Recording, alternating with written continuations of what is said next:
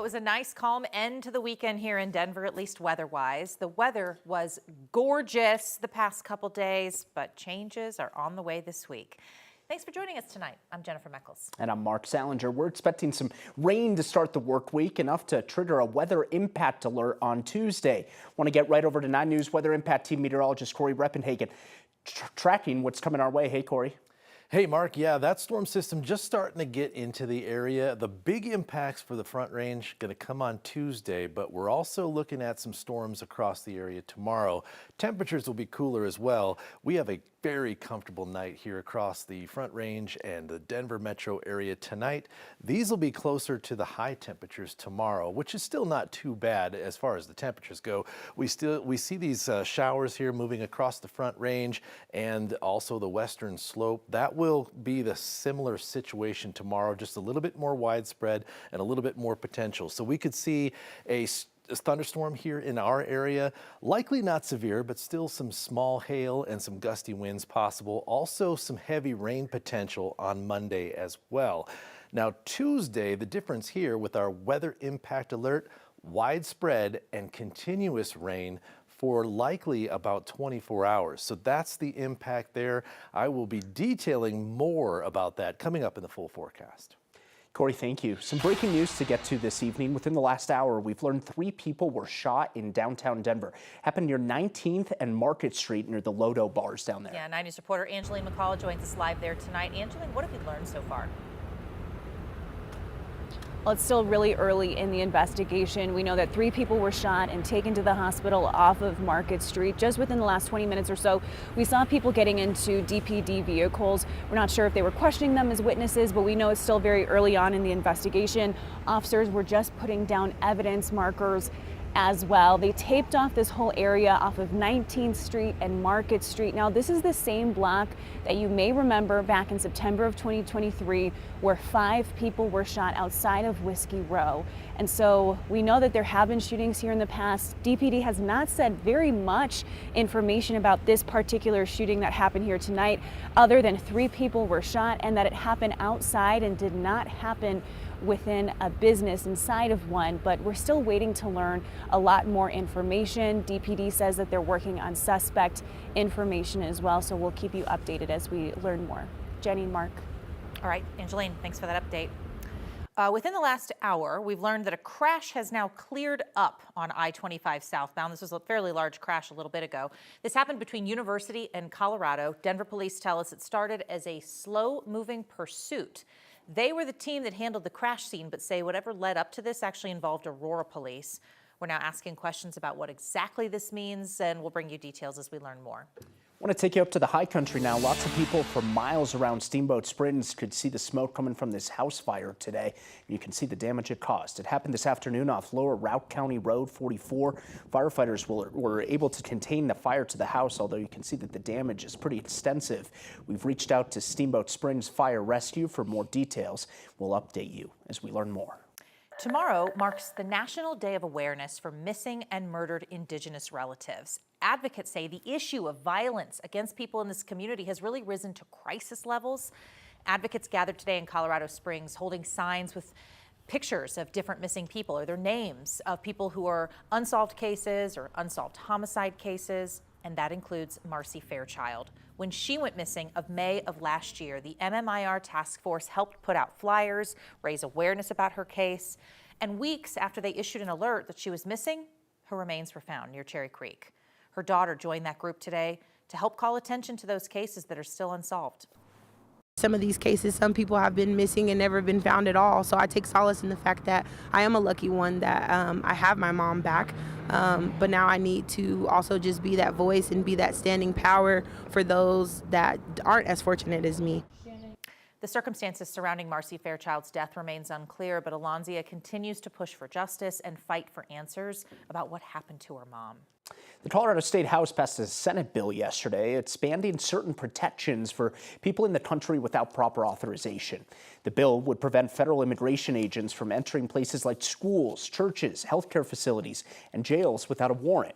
would also block members of another state's National Guard from entering Colorado without the governor's permission. The state Senate passed the bill last month. It now heads to the desk of Democratic Governor Jared Polis for either signature or veto. The passage comes as President Trump increases his threats towards so-called sanctuary cities and the policies that places like Denver have that he says interfere with immigration enforcement. This week, Denver City Council will consider extending the city's contract with a license plate reader. These readers were originally installed to fight off auto thefts and crime in the city. Opponents have raised privacy concerns about those cameras for a while now. And now there's added concern they could be used by ICE to catch people in the country without proper documentation. The proposed 2-year extension would support more than 100 plate recognition cameras at 70 Denver intersections. Starting tomorrow, the Department of Education is resuming collections of student debt nationwide. The department says that after a multi-year hiatus related to the pandemic, millions of borrowers will have to pay up now. According to federal data, more than 42 million people owe more than $1.6 trillion in student loans. One woman we spoke with today here in Denver says she's overwhelmed by the thought of accounting for that monthly expense again, and the pause of the payments came at a perfect time for her.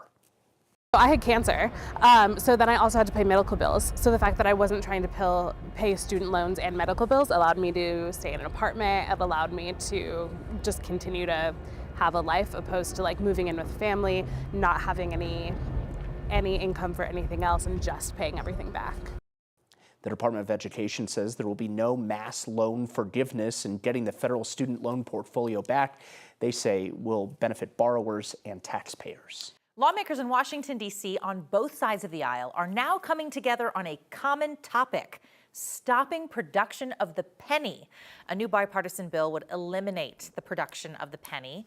And the Denver Mint is one of 2 facilities in the whole country that actually makes pennies.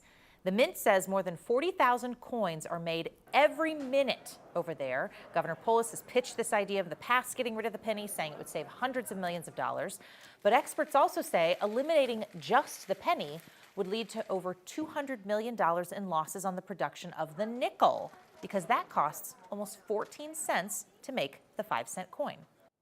Tomorrow's Cinco de Mayo, and this weekend Denver celebrated the holiday with the largest event in the Rocky Mountain region.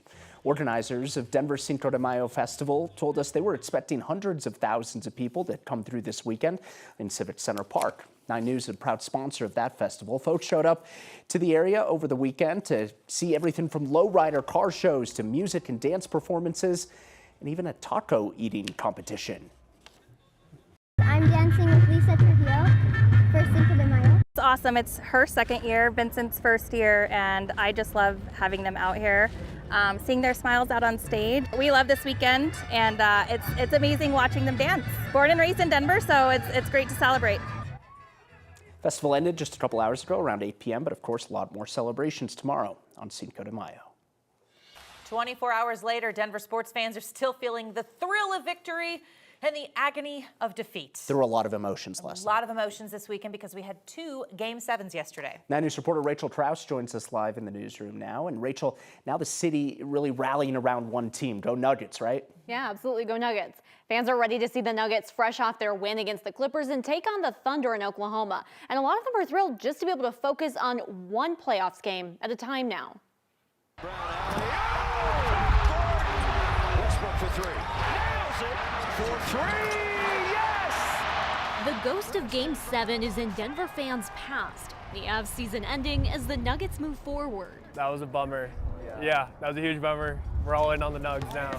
Trying to get it through the net at Wash Park, Nathaniel Minilich's memory of the Nuggets win feels fresh. Yeah, I was there. It was a fun game for the first, quarter and a half, and then the Nuggets getting B2A. He's hitting the court in the sunshine just hours after the Nuggets' nearly 20-point win, dunking on the Clippers for the W after a close series. I actually thought the Clippers were going to win. I thought Harden was going to pull it out, but he showed us who he really is. Game 7 was awesome. Loving Russell Westbrook getting the fans hyped. With a matchup Monday in Oklahoma City, fans are split on how deep the Nuggets will have to mine for a win. We got Jokic, so we good. I don't know. I think it's going to be a close game. We'll see. SGA is pretty good, but we got Jokic. I think we'll be good. Nah, Nuggets all the way. I do believe in the Nuggets to be able to pull this off.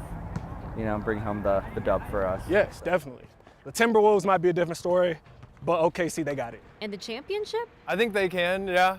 Hopefully they can. I believe in them, you know, ride or die for Denver, so we'll see what happens. Oh, yeah, definitely. But as long as we got Jokic, we're good, right? The Nuggets take on the Thunder tomorrow night at 7:30 in OKC. Fans we met today and plenty of others around Denver will be watching. Rachel Krause, 9 News. I'm so excited that the Nuggets made it because playoff season in Colorado is just so much fun. Terribly sad for the Avs, but everyone's rooting for the Nuggets now. Yeah. Absolutely. And Rachel, there's some places around town they're going to have to do some redecorating, unfortunately. Like we have to kind of take down some banners. Yeah. Keep a couple others up.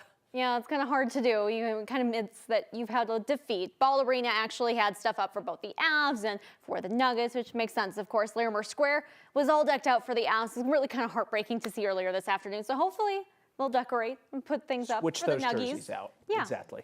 Rachel, appreciate it. Thank you.